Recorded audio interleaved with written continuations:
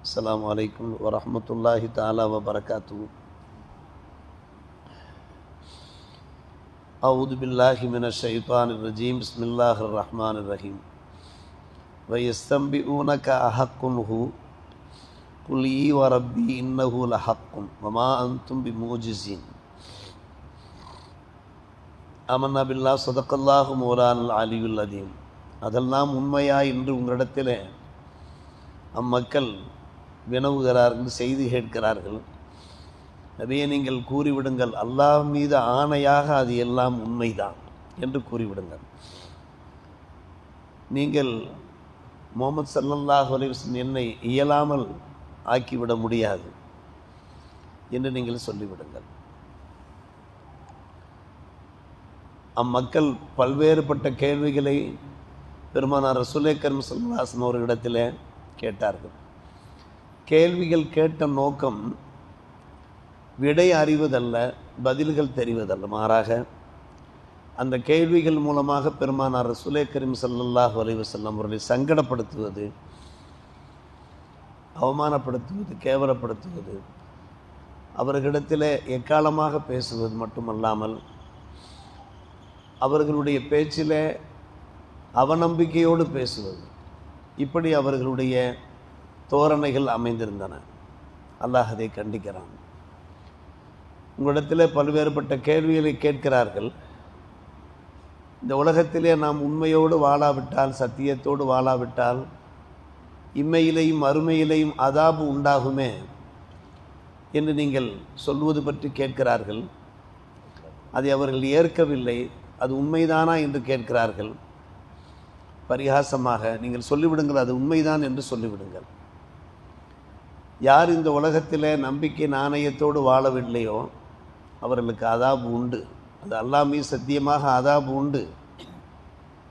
நீங்கள் அல்லாஹுவை இயலாதவர்கள் கூட்டத்தில் சேர்த்து விட முடியாது.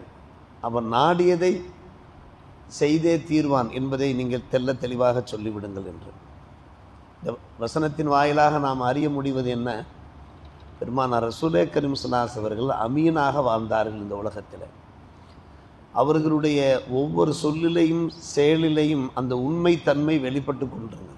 யாரும் அவர்களை சந்தேகிக்கவே முடியாது. இந்த உலகத்தில் அமீன் என்ற அந்த வார்த்தைக்கான அந்த இலக்கணம் இருக்கிறது. அந்த இலக்கணத்திற்கு சொந்தக்காரர்கள் அவர்கள் ஒருவர் மட்டுமே. கோடான கோடி மக்களுக்கு மத்தியில் நேர்மை, வாய்மை, நம்பிக்கை, நாணயம் போன்ற அத்தனை அம்சங்களும் பொதிந்த ஒரு அரேபிய வார்த்தை தான் அமீன். இனி ஒருவர் பிறக்கப் போவது கிடையாது. பலர் தங்களை அமீன் என்று பெயர் சொல்வார்கள். ஆனால் பெருமானார் ரசூலே கரீம் ஸல்லல்லாஹு அலைஹி வஸல்லம் அவர்களை போன்ற ஒரு அமீனை நாம் பார்க்கவே முடியாது. ஆனால் அம்மக்கள் அதை ஏற்றுக்கொண்டிருந்தார்கள். நபிகள் நாயகம் ஸல்லல்லாஹு அலைஹி வஸல்லம் அவர்களை பற்றி அரபு உலகமே அவர்கள் அமீன் சாதிக் என்று ஏற்றுக்கொண்டிருந்தது. இருந்தபோதும் கூட அந்த மக்கா மக்கள் தங்களுடைய இந்த வீண் பிடிவாதம் என்று சொல்வார்கள் அல்லவா, அதன் காரணமாக நாயகத்தினுடைய அந்த மொழிகளை அவர்கள் அவமதிக்கின்ற பேரில் நம்பிக்கையோடு அவர்கள் பேசிக்கொண்டிருந்தார்கள். ஆனால் எத்தனையோ பேர் பெருமானார் ரசூலே கரீம் ஸல்லல்லாஹு அலைஹி வஸல்லம் ஒவ்வொரு சொல்லையும் சந்தோஷமாக ஏற்றுக்கொண்டு சந்தோஷமாக வாழ்க்கையில் கடைபிடித்தார்கள். புகாரி ஷெரீஃபிலே சமீபத்திலே ஒரு ஹதீஸ் நாம் ஓதி காண்பித்தோம். சத்திய சஹாபிகள் கூறுகிறார்கள், திடீரென்று ஒரு மனிதர் வருகிறார். பெருமானார் ரசூலே கரீம் ஸல்லல்லாஹு அலைஹி வஸல்லம் சமூகத்திற்கு வருகிறார். உங்களில் எவர் முஹம்மது என்று கேட்கிறார். சஹாபிகள் சூழ்ந்திருக்கு, ஐயுக்கும் முஹம்மது என்று கேட்கிறார். இன்னும் ஒரு சஹாபி பதில் சொல்கிறார்கள், இதோ வஹாதர் ரஜுலு அல் முத்தகி என்று கூறுகிறார்கள். இதோ ஒரு மனிதர் சாய்ந்து அமர்ந்திருக்கிறாரே, வெள்ளை வெளேரென பார்க்க அழகாக, இப்படியே வார்த்தைகள் இடம்பெற்றிருக்கின்றன. அவர்தான் முகமது என்று சொன்னவுடனே பெருமானார் ரசூலே கரீம் ஸல்லல்லாஹு அலைஹி வஸல்லம் அவர்களை பார்த்து பேசுகிறார், முகமதே, நான் உங்களிடத்தில் சில கேள்விகள் கேட்கப் போகிறேன். இன்னி சாயுலுக்கு இப்போ முஷத்திதுன் அலைக்க, சற்று அழுத்தமாக கேட்பேன். நீங்கள் என் மீது கோவப்பட்டு விடக்கூடாது. பலா தஜிது அலைய, என் மீது நீங்கள் வருத்தப்பட்டு விடக்கூடாது. சில கேள்விகளை நான் உங்களிடத்தில் கேட்கப் போகிறேன் என்று சொன்ன அந்த மனிதர், திடீரென்று வந்த மனிதர், ஏபன அப்துல் முத்தலிப், அப்துல் முத்தலிபினுடைய மகனே அல்லது பேரனே, உங்களையும் உங்களுக்கு முன்னால் உள்ள நபிமார்களையும் அனுப்பிய அந்த ஏக இறைவன் மீது சத்தியமாக ஏக இறையோன் மீது சத்தியமாக, அவர்களுடைய அந்த ரப்பின் மீது சத்தியமாக, அந்த அல்லாஹ் தான் உங்களை ரசூலாக அனுப்பினானா கேட்டார். அவர் ஒரு கேள்வி கேட்கிறார். கேட்கின்ற அந்த கேள்வியின் தோரணையை பாருங்கள். உங்களுடைய ரப்பு, உங்களுக்கு முன்னால் உள்ளவர்களுடைய ரப், அந்த ரப்பின் ஆணையின் மீதாக நான் கேட்கிறேன், உங்களை அந்த அல்லாஹ் தான் ரசூலாக அனுப்பினானா? ஆம் என்றார்கள் நபிகள் நாயகம் ஸல்லல்லாஹு அலைஹி வஸல்லம் அவர்கள். அந்த அல்லாஹ் மீது ஆணையாக கேட்கிறேன், அந்த அல்லாஹ் இரவு பகல் ஐவேளை தொழும்படி ஏவிருக்கிறானா? ஆம் என்றார்கள். அந்த அல்லாஹ் வருடத்திற்கு ஒரு முறை ரமதான் மாதம் நோன்பு நோற்க வேண்டும் என்று உங்களை ஏவிருக்கிறானா? ஏனென்றால் இது இஸ்லாத்தினுடைய ஆரம்ப காலகட்டம். நமக்கு இது பழகி போன ஒரு விஷயம், தொழுகை என்பது, நோன்பு என்பது, ஜக்காத் என்பது. ஆனால் அப்போதுதான் அந்த கடமைகள் இந்த பூமியிலே அறிமுகப்படுத்தப்படுகின்றன.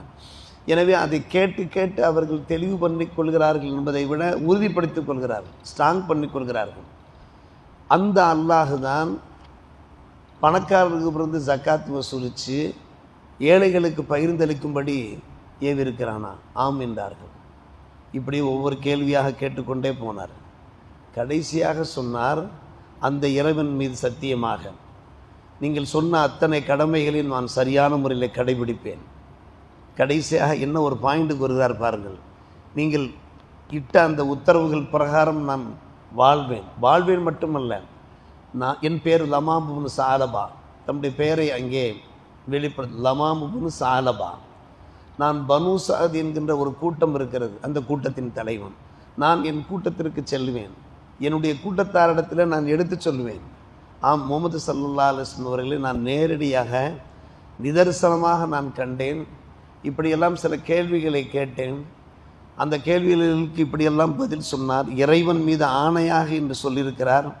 எனவே நீங்களும் இதற்கு கட்டுப்பட்டு வாழுங்கள் என்று நான் என் கூட்டத்தாருக்கு நான் சொல்வேன் என்று அப்போதுதான் ஒரு முகமலர்ச்சியோடு என்ன செய்கிறார், விஷயத்தை வெளிப்படுத்துகிறார். பெருமானார் ரசூலே கரீம் ஸல்லல்லாஹு அலைஹி வஸல்லம் அவர்கள் சொன்னார்கள், யதுகுலுன்னல் ஜன்னா, இவர்கள் சொன்ன பிரகாரம் செயல்பட்டார்கள் நிச்சயமாக சொர்க்கத்தில் பிரவேசிப்பார்கள். அதில் இன்னொரு வார்த்தையும் அவர் சேர்த்து சொன்னார், நீங்கள் சொன்ன அந்த விஷயங்களை விட நான் கூட்டவும் மாட்டேன், குறைக்கவும் மாட்டேன். 4 ரக்காத்தா 4 ரக்காத், 3 ரக்காத்தா 3 ரக்காத், நான் கூட்டவும் மாட்டேன், குறைக்கவும் மாட்டேன் என்று கடைசியாக அவர் சொல்லிவிட்டு புறப்படும் போது தான் பெருமானார் ரசூலே கரீம் ஸல்லல்லாஹு அலைஹி வஸல்லம் சொல்கிற யதுகுலுன்னல் ஜன்னா இன் சதக, இவர் சொன்ன பிரகாரம் வாய்மையாக வாழ்ந்தார் என்றால் அவர் சொர்க்கத்துக்குள்ள நுழைவார், பிரவேசிப்பார் என்று சொன்னார். இங்கே பாருங்கள், அந்த மனிதர் பெருமானார் ரசூலே கரீம் ஸல்லல்லாஹு அலைஹி வஸல்லம் அவர்கள் மீது எவ்வளவு அளவு கடந்த நம்பிக்கை கொண்டு இந்த கேள்விகளை கேட்டு, இந்த கேள்விகளுக்கான அவர்கள் பதில்கள் இருக்கிறதே அது முற்றும் உண்மைதான் என்பதை ஒப்புக்கொண்டு அவர் வாழ்க்கையில் கடைபிடிக்க அவர் முயற்சி பண்ணுகிறார் என்றால், இப்படித்தான் பெருமானார் ரசூலே கரீம் ஸல்லல்லாஹு அலைஹி வஸல்லம் குணாதிசயங்கள் அமைந்திருந்தன. அமீனுக்கு சொந்தக்காரராக இருந்தார்கள். நாமும் இன்ஷா அல்லாஹ் அமீனாக இருக்க வேண்டும். இந்த உலகத்திலே வாழ்கிற போது நம்மிடத்தில் சில அமானிதங்கள் ஒப்படைக்கப்பட்டிருக்கும். என் பெருமானார் ரசூலே கரீம் ஸல்லல்லாஹு அலைஹி வஸல்லம் அவர்கள் அளவுக்கு நம்மால் உயர முடியாது என்பது உண்மை. ஆனால் அதே சமயத்தில் அமானிதங்களை பாதுகாப்பவராக இருக்க வேண்டும். நம்முடைய பேச்சிலே, நம்முடைய செயல்பாட்டிலே வாய்மை, நேர்மை, நம்பிக்கை, நாணயம், தூய்மை இவையெல்லாம் இருந்தால்தான் அன்பான பெருமக்களே அல்லாஹும் ஏற்றுக்கொள்வார், மட்டுமல்ல மக்களும் நம்மை ஏற்றுக்கொள்வார்கள் என்பதுதான் இந்த வசனத்தின் வாயிலாக அல்லாஹ் நமக்கு எடுத்துரைப்பது என்னவை? எஸ்தம்பி ஊனக்க, நம்மிடத்தில் அவர்கள் தகவல் கேட்கிறார்கள், வினவுகிறார்கள். அஹக்குன் ஹுவ, நீ சொல்வதெல்லாம் உண்மையா என்று அவர்கள் உண்மையை தெரிய வேண்டும் என்று கேட்கவில்லை, எகத்தாளமாக கேட்கிறார்கள். நபியை நீங்கள் சொல்லிவிடுங்கள், ஈவ ரப்பி, என் ரப்பின் மீது ஆணையாக நான் கூறுகிறேன், இன்னவுல் ஹக்குன், இது உண்மையிலும் உண்மைதான். வமா அன்தும்பி மூஜிசின், அல்லாஹ்வை நீங்கள் இயலாதவனாக ஆக்க முடியாது. அவன் எதை நினைக்கின்றானோ அது நடத்தியே தீர்வான். நாம் வேண்டால் இயலாதவர்களாக இருக்கலாம், சில விஷயங்களை நம்மால் செய்ய முடியாமல் போகலாம், ஆனால் இறைவன் அப்படிப்பட்டவன் அல்ல என்பதை நீங்கள் சொல்லிவிடுங்கள் என்று அல்லாஹ் ரப்புல் ஆலமீன் நபியை பார்த்து பேசுகிறான். என்றால் இந்த வாக்குகள் மூலமாக நாம் விளங்கிக் கொள்கிற ஒரு விஷயம் என்ன? நம்முடைய வாயிலிருந்து வெளிப்படுகின்ற விஷயங்களும் உண்மையாக இருக்க வேண்டும். அந்த உண்மை தன்மையுடன் நம்பிக்கை நாணயத்துடன் நாம் வாழ வேண்டும் என்கின்ற நல்ல அறிவுரையை வாழ்க்கையில் கடைபிடிப்போம். அல்லாஹ் புரிவானாக. வாஹிர் தாவானா அல்ஹம்துலில்லாஹ்.